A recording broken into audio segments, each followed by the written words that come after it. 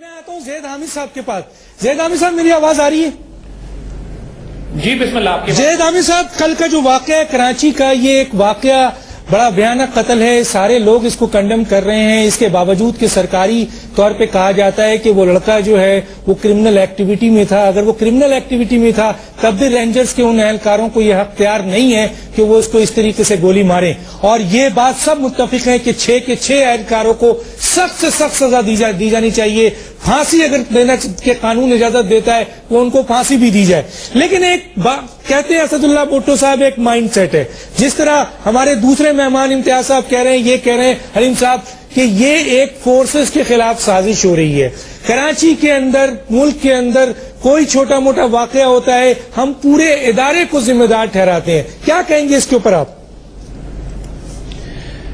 دیکھیے دانش، ہم دو پہلوؤں پہ بات کرنا چاہیں گے. یہاں جو رینجر والا واقعہ ہے اس پر قانون حرکت میں آ چکا ہے، اس میں کوئی اختلاف نہیں ہے، وہ چیز اپنے رخ پر چل پڑی ہے. لیکن جس چیز کو سمجھنے کی کوشش کیجئے کہ یہ ایک رینجر کے سپاہی کی خطا نہیں ہے، صرف یہ پاکستان کے عدالتی نظام کا کولیپس ہے. پاکستان جیسے ملک میں دیکھیے، حضرت علی رضی اللہ تعالیٰ عنہ فرماتے ہیں کہ ملک کفر کے ساتھ چل سکتے ہیں، ظلم کے ساتھ نہیں چلائے جا سکتے. اس پاکستان جیسے ملک میں سب سے کرپٹ، سب سے انکمپٹنٹ اور راشی ادارے پولیس اور لوور جوڈیشری ہے اس ملک میں، جہاں پر ایک معمولی مقدمات 20 سال تک کھینچے چلے جاتے ہیں اور لوگوں کو انصاف نہیں ملتا. اور جب کسی کو رسوا کرنا ہوتا ہے، تباہ برباد کرنا ہوتا ہے تو اس پر کیسز کر دیے جاتے ہیں، پولیس اور کچہری میں بھیج دیا جاتا ہے. اور یہاں پر جو عدالتی نظام کا کولیپس اس طرح دیکھ لیجئے کہ پچھلے 11 سال میں ملک حالت جنگ میں ہے، لیکن اس عدالت نے کسی دہشت گرد کو سزا نہیں سنائی. اب یہاں پر ہم آپ کے اس چینل کی وساطت سے براہ راست چیف جسٹس کو درخواست کرنا چاہیں گے کہ پاکستان میں جو عدالتی نظام ہے وہ چیف جسٹس کی ذمہ داری ہے. آج اللہ نے یہ اختیار اور حکم آپ کو دیا ہے، کل اللہ کے نزدیک آپ کو جواب دینا پڑے گا اس بات پر کہ پاکستان کا عدالتی نظام کام کیوں نہیں کر رہا ہے. پاکستان کی ریاست آج خطرے میں ہے. جوڈیشری ہمارا ایک ستون ہے، اس کو پاکستان میں عدل نافذ کرنا ہے. کراچی کی سڑکوں پہ کم از کم 100 لوگوں کو زندہ جلایا جا چکا ہے، اس لیے کہ لوگ اب ان کو پکڑ کر پولیس اور عدالت کے حوالے ہی نہیں کرتے. اور اس وقت اس بات کو سمجھنا پڑے گا کہ پاکستان کا سب سے بڑا مسئلہ کرپشن اور دہشت گردی ہے. اس کے علاوہ کسی مسئلے پر سپریم کورٹ کو سوموٹو لینے کی اور اپنی توجہ کو تقسیم کرنے کی ضرورت نہیں ہے. یہ فیصلے چیف جسٹس کے ہیں جو کریں، لیکن اس وقت ملک کی ضرورت، پاکستان کی ضرورت، اور پھر یہی بات کہ یہ ملک جس کو اللہ اس کے رسول صلی اللہ علیہ وسلم کی طرف سے ہمیں تحفے میں دیا گیا ہے، اس کی ضرورت یہ ہے کہ اس میں انصاف کو نافذ کیا جائے. اور اس انصاف کے نہ ہونے کی وجہ سے یہ فرسٹریشن ہے جو آپ دیکھ رہے ہیں ریاستی اداروں میں بھی، پولیس میں بھی، عوام میں بھی. اور ایک بات اور یاد رکھیے گا، پچھلے صرف ایک ہفتے کے اندر 150 سے زائد پاکستان کے فوجی افسر اور جوان پاکستان کا دفاع کرتے ہوئے شہید ہوئے ہیں. ان کے بارے میں اس میڈیا میں کوئی بات نہیں کہی گئی. کسی ایک شہید کا نام بتا دیں جو پچھلے ایک ہفتے میں شہید ہوا، اور 150 سے زائد افسر اور جوانوں نے اپنی جانیں قربان کی ہیں. لیکن آرمی اور رینجرز اور پیراملٹری کے خلاف جو طوفان برپا کیا گیا ہے، یہ طوفان برپا کرنے والے بھی یا نادان دوست ہیں یا دانا دشمن. انڈیا جاتے ہیں تو بال ٹھاکرے کے ساتھ بیٹھتے ہیں، جا کے پاکستان آ کر آرمی کے خلاف اپنی خرافات بکتے ہیں. یہ وہ لوگ ہیں کہ جو اب یہ بیان دے رہے ہیں کہ آرمی کو، رینجرز کو ہٹا دیا جائے کراچی سے اور یہاں پر آرمی کو لایا جائے تاکہ ایک سول وار شروع ہو آرمی اور قوم کے درمیان. اور یاد رکھیے گا، یہی وہ طریقہ ہے جو ہمارے دشمنوں نے بنغازی میں کیا تھا.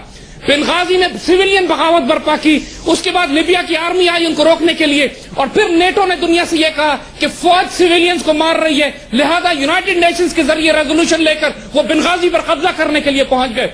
اس وقت بہت سے سیاسی طبقے ایسے ہیں جو فوج طلب کرنا چاہتے ہیں کراچی میں، اس لیے وہ رینجرز کے خلاف پروپیگنڈا کر رہے ہیں، حالانکہ اچھی طرح جانتے ہیں کہ رینجرز اس وقت کراچی کا دفاع کر رہی ہے.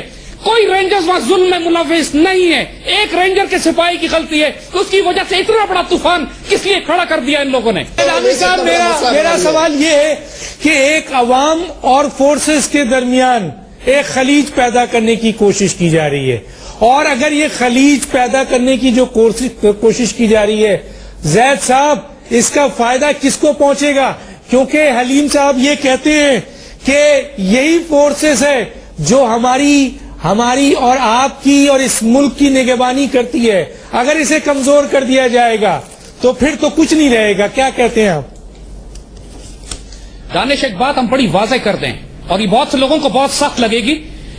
اس وقت جب پاکستان حالت جنگ میں ہے, ہر روز ہمارے آفیسرز اور جوان شہید ہو رہے ہیں. اس وقت فورسز کے خلاف بات کرنا غداری سے کم نہیں ہے. یا نادان دوست ہیں جو حماقت میں غداری کر رہے ہیں, یا ڈیلیبریٹ دشمن کے ایجنٹس ہیں ہماری صفوں میں, ففتھ کالمسٹ ہیں جو میڈیا کو استعمال کر رہے ہیں, کبھی امن کی آشا کو استعمال کرتے ہیں, کبھی سیفما کو استعمال کرتے ہیں, کبھی امریکن اور انڈین فنڈنگ کو استعمال کرتے ہیں ہمارے میڈیا میں پاکستان کی مسلح افواج کے خلاف. یہ جو ایک ڈس انفارمیشن وار ہے, جو پروپیگنڈا وار ہے جو اس وقت لڑی جا رہی ہے, اس کا مقصد یہی ہے کہ فوج اور قوم کے درمیان ایک فرق پیدا کر دیا جائے. ہم یہاں فوج کو مخاطب کر کے کہتے ہیں کہ آپ ڈی مورلائز مت ہوں, پاکستان کے پیٹریوٹس پیار کرنے والے آپ کے ساتھ کھڑے ہوئے ہیں. اللہ کے فضل سے آپ پاکستان کے دفاع کا جو کام کر رہے ہیں اس میں پاکستان کی قوم اور عوام آپ کے ساتھ ہیں. ہم میڈیا میں بھی آپ کا دفاع کریں گے اور میدان جنگ میں بھی آپ کے ساتھ اپنے خون کی قربانی دیں گے جب تک آپ پاکستان کے ساتھ وفادار ہیں. اور اس وقت جیسے ہم نے بات کہی آپ کو, ہر روز ہمارے بیٹے شہید ہو رہے ہیں پاکستان کے دفاع میں. اس وقت جو پاکستان آرمی کے خلاف بات کرے گا وہ غداری کرے گا, اور ہم اس کے ساتھ وہی سلوک کریں گے جو غداروں کے ساتھ کرنا چاہیے. آرمی میں خرابیاں ہوں گی, لیکن یہ معاملات ہم پیس ٹائم میں حل کر لیں گے. ہم مل کے بیٹھیں گے, معاملات طے کر لیں گے جب پاکستان میں ایک عزت دار غیرت مند حکومت موجود ہو. حالت جنگ میں فوج کو ڈی مورلائز مت کیجیے. جو اس وقت فوج کے خلاف, رینجرز کے خلاف بات کر رہا ہے, اور کیا کریں, ہٹا دیں ان کو بیچ میں سے. تو کیا تحریک طالبان کو, بی ایل اے کو, انڈین انڈیپینڈنٹ بیٹل گروپس کو کون روکے گا؟ ریلویز, وابڈا, یا اس کو آ کے پاکستان ایئر لائنز کے اسٹاف آ کے جنگ کریں گے؟ اللہ سے ڈرے اور دشمن کے کھیل کو سمجھے. سید عامر صاحب, آپ کا بہت شکریہ.